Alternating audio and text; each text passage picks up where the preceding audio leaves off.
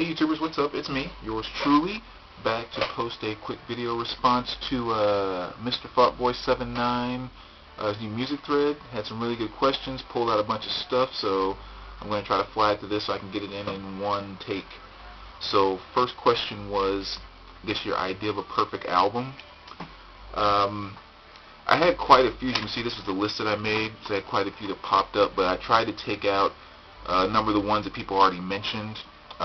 Also try to avoid some of the more common ones, you know, like Michael Jackson's Thriller, Coltrane's Love Supreme, and Zeppelin's and all that kind of stuff too. So just to narrow it down, these are the ones that I kept off the list. Of course, you guys know I'm always going to show that one, so I won't even talk about it. But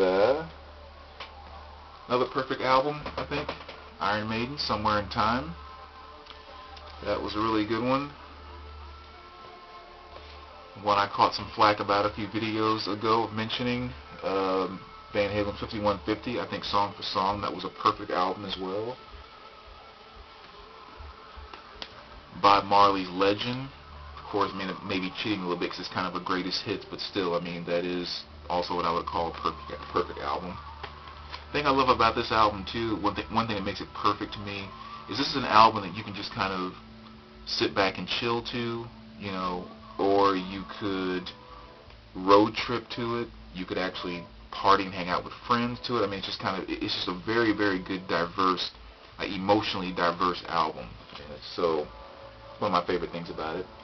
This is one you'll get a kick out of, but I think this is really almost a perfect album as well. Cyndi Lauper, She's So Unusual. As you guys know, as I mentioned in my last video, 80s pop is my favorite genre.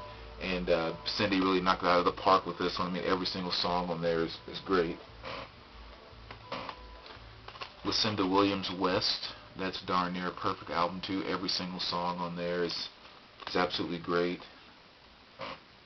And then this is also kind of cheating a little bit again, but this is Lionel Richie's Front to Back. I think that's also a perfect album. Yeah, but kind of cheating because it is pretty much kind of a greatest hits too. But anyway. So that's a few of my ideas about perfect albums. Like I said, a lot of stuff was left off of there. But again, I just didn't want to repeat what other people already said. Question number 2. One LP that I want really bad, but maybe it's so rare, so expensive, I'll probably never get it. It's kind of a hard question because I guess I never let myself desire records like that, so I've never really been there. If I had to choose 2 just off the top of my head, I mean, of course, I wouldn't mind having a very nice First Stage Butcher cover, and then also maybe God Save the Queen 45. You know, that wouldn't be a bad thing to have as well. So, but that's about the only things that really come to mind. Because again, I never let myself crave or desire those records. Question number 3: which album would be the best albums to be romantic to, and you can't use Marvin Gaye? I picked out maybe like 4 here. First 2 is kind of a disclaimer because there's a few songs you would have to take out, but then after that, both of these would be absolutely great. When you talk about just some very good chill back type music, Seal 4, and this is Seal, it's just self-titled. Both of these albums have just some really, really good songs on there. If you listen to songs like Dreaming in Metaphors and Don't Cry off of this one, A Kiss from a Rose is on there too, but that's actually one of the songs I don't like. Then on Seal 4, I mean, you have Don't Make Me Wait, Touch, Where There's Gold, Loneliest Star, I mean, Tinseltown. Those are just some really, really good kind of chill songs. So those would be 2, minus a couple songs. XX, BXX, that's a very good one too. I actually saw a review of this written in a magazine that was kind of described as make-out music for teenagers, so I guess it kind of falls along that line, but it's just kind of some really mellow, almost like simplistic 80s keyboard type stuff with a girl and a guy singing vocals. Is pretty nice. This one you can definitely not go wrong with. I mean, Sade's Love Deluxe, this album was made for getting romantic too, so that would be a perfect one. And this is one too, depending on how edgy your girlfriend or boyfriend, wife or husband, whoever it might be, you know, if they have a little bit of rock in them and you want to get romantic but still be, you know, kind of rockish in it, Lenny Kravitz, Let Love Rule, is a great album for that too. I mean, it's a very kind of low-key rock type album, but just enough to be kind of smooth and romantic with someone who's that way. So those would be my picks for best romantic albums. Best closing tracks. Oh, guys, I just eventually stopped because so many of these were popping up. But let me just go through the ones that I had here. Leonard Skinner, Give Me My Bullets Back. The song All I Can Do Is Write About It. That's one of my favorite Skinner songs. Leonard Skinner is pronounced Leonard Skinner. Of course, Freebird. Black Sabbath, We Sold Our Soul for Rock and Roll. Last song, track on the fourth side is Nib, which is an awesome Sabbath song. AC/DC, Who Made Who, For Those About to Rock. It's the last song on that album. Of course, Jimi Hendrix, Electric Ladyland. Last song, Voodoo Child, Slight Return. And you know, Cop Out, Led Zeppelin 4, When the Levee Breaks. Pearl by Janis Joplin, and the song is Get In While You Can. Very cool, kind of bluesy, soulful ballad. Carolyn King, and the last song on this record is You Make Me Feel Like a Natural Woman. Of course, Aretha Franklin kind of owned that song, but still, good track. And here we go. Wham, Careless Whisper. I mean, gotta give props to that. Then we have Dawkins, Back for the Attack, and the very last song on side 2 is Dream Warrior, which was the theme song from one of those Nightmares on Elm Street. I don't remember which part it was. And here's one that almost slipped my mind. I'm so glad it didn't. Free. Last song on side 2 is All Right Now, which is just, you know, awesome, straightforward, classic rock song there. So I'm glad I didn't forget that one. And you remember these guys. Spondee Ballad. Their one-hit song, which was True, and that's the last song on side 2 on this album. That was a great 80s classic. And the last one here, which I'm kind of cheating again because it is a greatest hits, but it's the Kinks' greatest hits, and last song on side 2 is You Really Got Me. So you definitely got to give props to that. Next question, where to go? Okay, over here. Was, how does my family, wife, friends feel about my collecting and obsession? They're actually, everybody's very supportive. I've never had anyone that's given me any type of issue behind it. As I've mentioned before, you know, even my wife, she, you know, just matter of fact, just a couple days ago, she started begging me for my Christmas list of records that I wanted for Christmas, so she could start shopping for those.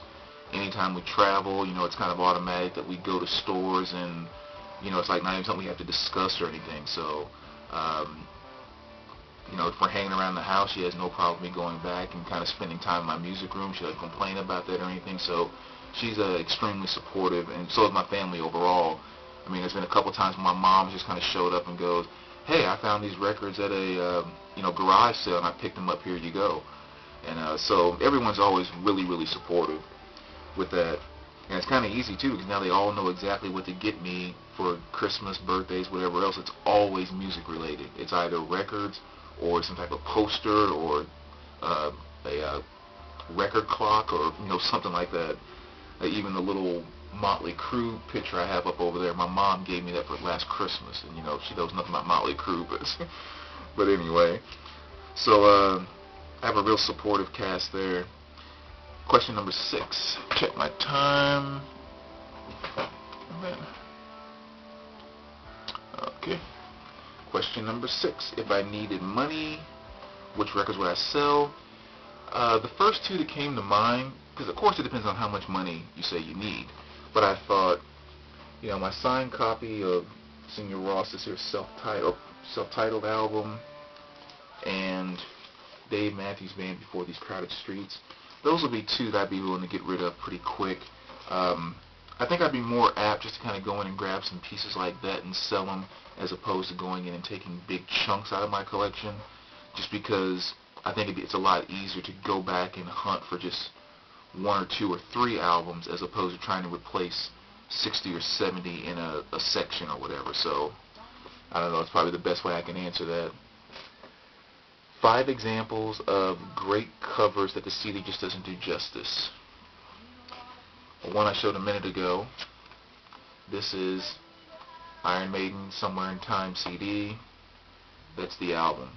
You know, there's so much little details in the background, like this little shopping area that they're in, that it's like, I've liked this CD since I was in high school, and I had the tape, of course, back in high school. And ever since I got this album, there's just little new things that I pick up on all the time that I never knew was there. So I think that's definitely one. Depeche Mode Ultra. That's the CD.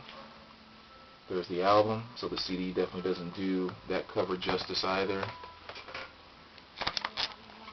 13th Floor Elevators. That's the CD. There's your album cover. Again, just a much bigger, bolder statement with that.